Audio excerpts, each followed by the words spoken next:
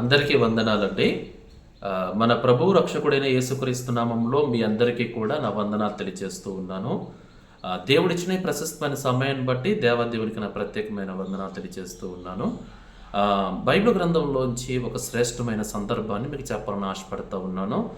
దైవజనుడు, the great machinery, అపోస్తలుడు, దేవుని యొక్క సేవకుడు, క్రీస్తు యొక్క హతసాక్షి అయినటువంటి పౌలు గారు సంఘముల నుంచి మీరు ఒకరిని వెలివేయండి, అలాంటి వారిని సంఘంలో ఉంచొద్దు అని పౌలు గారు చెప్పిన ఒక మాటను మీకు చెప్పాలని ఆశపడుతూ ఉన్నాను. సంఘములో నుంచి అసలు ఎవరిని వెలివేయాలి? నేటి దినాలలో సంఘములోంచి ఎవరిని వెలివేస్తున్నారో తెలుసండి? పాస్టర్ గారికి వ్యతిరేకంగా మాట్లాడిన వారిని వెలివేస్తున్నారు. పాస్టర్మ్మ గారికి వ్యతిరేకంగా మాట్లాడిన వారిని వెలివేస్తున్నారు. సంఘంలో కానుకల గురించి లేదా సంఘానికి సంబంధించినటువంటి మినిస్ట్రీకి సంబంధించినటువంటి డబ్బుల గురించి అడిగిన వారిని వెలివేస్తున్నారు. లేదా సంఘంలో దేవుని సేవకుడి కంటే ఎక్కువగా వాక్యంలో నడిపింపబడుతూ సేవలో ముందుకెళ్తున్నటువంటి మంచి విశ్వాసులని వాడు ఎదగనీయకుండా, వాడిని సంఘంలో ఉండనివ్వకుండా వెలివేయడానికి ప్రయత్నం చేస్తున్న కొంతమంది ఉన్నారు. అందరు కాదండి, కొంతమంది. నేటి సంఘాలలో వెలివేస్తున్న వారి సంఖ్య ఇదే ఎక్కువగా ఉంది నేను చెప్పింది. కానీ అసలు వెలివేయవలసిన వారిని ఎవరిని, అసలు పౌలు గారు ఎవరిని వెలివేయమన్నాడు సంఘంలోంచి అని ఒకసారి లేఖనాలకు వెళ్ళి మనం చూడగలిగితే, కొరింథీయులకు రాసినటువంటి మొదటి పత్రిక, అపోస్తలుడైన పౌలు కొరింథీయులకు రాసినటువంటి మొదటి పత్రిక 5వ అధ్యాయము 1వ వచనం.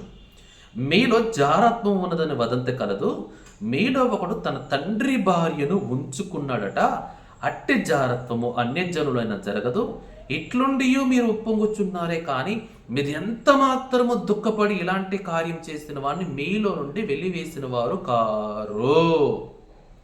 చూశారంటే ఎవరిని పౌలు గారు వెలివేయమన్నాడు? ఎవరంట వెలివేయలేదట?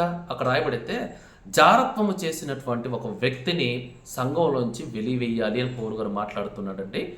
ఆనాడు కొరింథీ సంఘంలో ఎలాంటి జారత్వం జరిగిందో తెలుసా అండి? ఒకడు తన తండ్రి భార్యను ఉంచుకున్నాడట, అది అన్యజనులోనే జరగదు అని పౌలు గారు మాట్లాడుతూ, ఆ జారత్వం చేసినందుకు ఆ కొరింథీ సంఘమట దేవుని వారలారా ఉప్పొంగుతున్నారట, శబాష్ అంటున్నారట. అంటే ఆ సంఘం యొక్క పరిస్థితి చూడండి.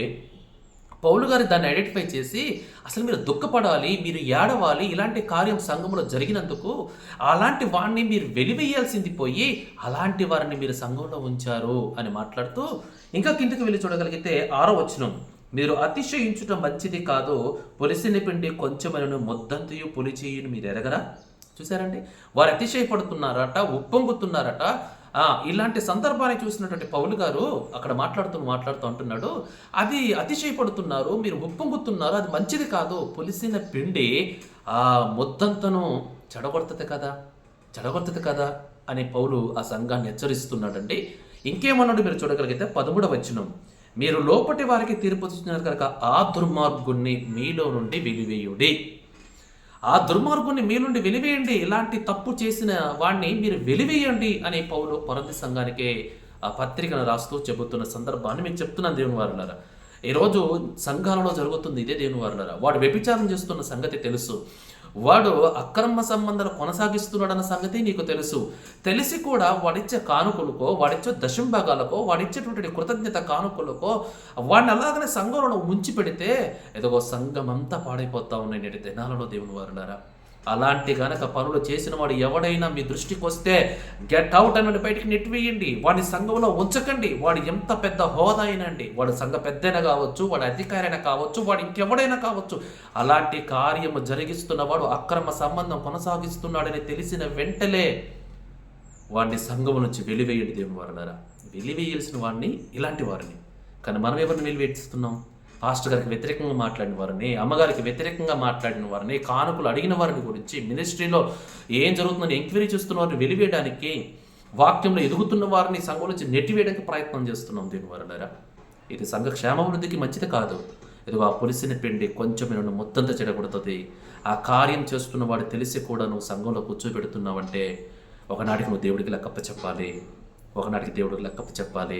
సంఘమంతా క్షేమాభివృద్ధి పొందాల్సింది, వాడి వల్ల సంఘం నాశనం అయిపోతుంది. కానీ అలాంటి వారు ఎవరైనా సంఘంలో ఉంటే ఒక దేవుని సేవకుడుగా, మీ అన్నగా, తమ్ముడుగా చెప్తా ఉన్నాను, వెలివేయండి. నా 2 చేతులు ఎత్తి మీకు చెప్తా ఉన్నాను.